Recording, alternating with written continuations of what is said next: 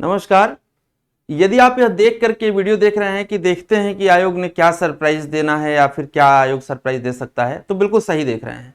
Last तक देखेंगे तो आपको समझ में आएगा कि मैं आपसे यह बात क्यों करने जा रहा हूं। जैसा कि आप सब जानते हैं और इस बात से भली भांति परिचित हैं कि आपको एक नोटिफिकेशन बहुत आसानी से कुछ दिन पहले मिला था, जिसमें आयोग ने यह स्पष्ट कर दिया है कि हम 3 घंटे में लगातार जीएस और हिंदी के प्रश्नों को एक साथ क्लब करके 200 प्रश्न एक साथ कराएंगे और 3 घंटे आपको समय देंगे। इसके आधार पर हम ये बात करने की कोशिश आपसे कर रहे हैं कि पेपर जो आ सकता है उसमें क्या बदलाव, संभावित बदलाव क्या देखने को हमें मिल सकते हैं।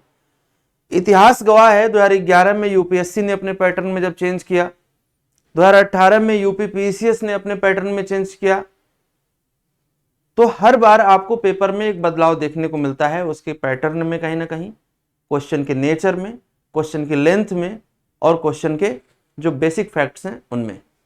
ऐसे में पहली बार मुझे लग रहा है कि किसी भी कॉम्पिटिटिव एग्जाम में सामान्यतया यदि हम देखें तो ऐसा होने जा रहा है कि 200 क्वेश्चन आपको एक साथ सॉल्व करना है और ओवेल करना है ऑफलाइन मोड में, कि 200 क्वेश्चन आपको सॉल्व भी करना है और उसका ओएमआर भी ओवेल करना है।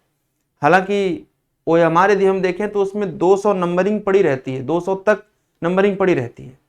इस आधार पर आपको यह समझना है कि क्या पेपर जो आएगा वो इस तरीके का होगा कि 2 घंटे में जो हम 140 क्वेश्चन सॉल्व करते थे और उसका हमें गैप मिलता था, तो थोड़ा रिवीजन का टाइम मिलता था, और फिर 1 घंटे में हम Hindi 100 question solve 60 question solve करते थे। इस प्रकार से जीएस और हिंदी अलग अलग होती थी। अब उन दोनों को जब क्लब करेंगे तो सबसे पहली प्रॉब्लम जो आपके साथ आ रही है वो ये आ रही है कि जो आपको थोड़ा सा टाइम एक्स्ट्रा मिलता था हिंदी को रिवाइज करने का, वो टाइम आपका रिड्यूस हो चुका है, वो टाइम आपको नहीं मिल रहा है। एक साथ जीएस और हिंदी आपको पूरा पढ़ के आना है, तो आपकी रणनीति में आपको बदलाव तो करना ही होगा। अब बात रहती है कि सरप्राइज में क्या हो सकते हैं। तो साहब देखो, सरप्राइज में आप क्या हो सकते हो। सरप्राइज में ये हो सकते हो कि सामान्यतः जो आप तैयारी करते हैं वो आप पिछले पेपर के पैटर्न पे करते हैं। तो जो पिछला पेपर आरओ का हुआ था और लीक हो गया था, उसका पैटर्न आप देखेंगे तो उस पेपर की लेंथ जो थी वो ज्यादा थी as comparison to other previous year papers.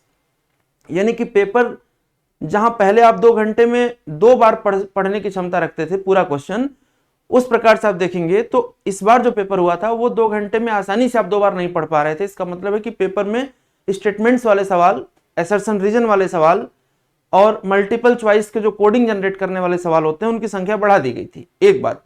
दूसरी बात एक आपने देखा कि साइंस के प्रश्नों में अनएक्सपेक्टेड न्यूमेरिकल पूछ लेना या ऐसे टॉपिक से क्वेश्चन उठाना जो इससे पहले उन्होंने नहीं उठाए हैं, तो एक सरप्राइजिंग था ये पेपर।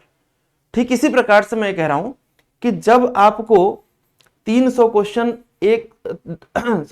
3 घंटे में आपको 200 क्वेश्चन एक साथ सॉल्व करना है, 140 प्लस 60 की हम बात कर रहे हैं, तो एग्जामिनर को भी ये बात समझ में आ रही है कि लगातार 200 क्वेश्चन को ओवेल करना है, आपको 200 क्वेश्चन को पढ़ना है, जीएस और हिंदी को एक साथ लेकर के चलना है। तो ऐसे में क्या हो सकता है, पेपर का लेवल जिसे हम सरप्राइज कह रहे हैं, हो सकता है कि वो इजी कर दिया जाए। अब आप कहेंगे सर इजी क्या होता है, तो इजी वो होता है जो आप पहले से पढ़े होते हैं और वो आपके सामने आता है तो आपको इजी लगता है। तो पेपर का लेवल इजी होने का मतलब यह है कि बेसिक फैक्ट्स पूछे जाते हैं। और सामान्यतया तैयारी करते समय जब आप देखते हैं, आपसे कहा जाता है जब लुसेंट पढ़ो, लुसेंट जी के पढ़ो, तो आप कहते हैं सर लुसेंट से अब सवाल नहीं आते हैं। घटना चक्र पढ़ो, आप उससे सवाल नहीं आते हैं। तो कई बार ना आप बड़ी बड़ी बातें याद रख लेते हैं और छोटी छोटी बातें आपको भूल जाती हैं। जो लुसेंट का मिसलिनियस वाला पार्ट है या जो यूपी जीके का मिसलिनियस पार्ट है, तो आप क्या करते हैं कि उनको भूल जाते हैं। तो ये जो बेसिक बातें आप भूल जाते हैं, कई बार बेसिक फैक्ट्स भूल जाते हैं। यदि पेपर को वहां से उठा करके 10 15 20 सवाल डाल दिए गए तो वो आपको पता चलेगा कि अरे यार ओ शिट, काश हम इसको भी ध्यान दिए होते। तो एक तो ये हो सकता है। दूसरा ये हो सकता है कि जो हिंदी का सेक्शन है जिसको यहां पर लाया गया है, वो ये हो सकता है कि जीएस को थोड़ा इजी करके हिंदी को थोड़ा सा और स्टैंडर्ड बना दिया जाए। हालांकि समीक्षा अधिकारी के पेपर में, हिंदी के पेपर क्रमिक वर्षों में लगातार वो एक ही लेवल पर हैं, बल्कि आसान ही होते चले गए, बहुत डिफिकल्ट नहीं रहते हैं। लेकिन फिर भी सरप्राइज का यही मतलब है कि हो सकता है वो थोड़ा स्टैंडर्डाइज कर दिया जाए। तो ऐसे में आपको दोनों ही पहलू के लिए तैयार रहना है। ना तो आपको बेसिक छोड़ना है, ना ही आपको एडवांस छोड़ना है।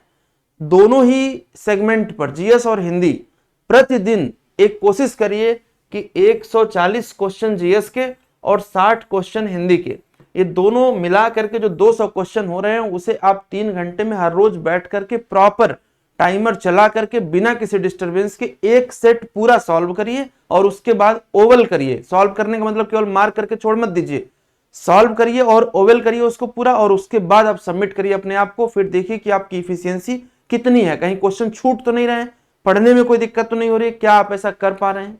यदि ऐसा नहीं कर पा रहे हैं तो इस पर काम करिए, और कर पा रहे हैं तो इसको और ज्यादा अच्छा करते चले जाइए और इस स्थिति के लिए तैयार रहिए।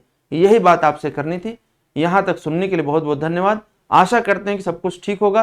यदि आपको लगता है कि ऑफलाइन टेस्ट आप देना चाहते हैं, आप हमारे दिए गए कॉन्टैक्ट नंबर पर संपर्क करिए, और यदि ऑनलाइन प्रैक्टिस करना चाहते हैं तो आप हमारी प्लेलिस्ट में जाइए, टेस्ट आपके लिए पड़े हैं, पढ़िए और एंजॉय करिए। नमस्कार।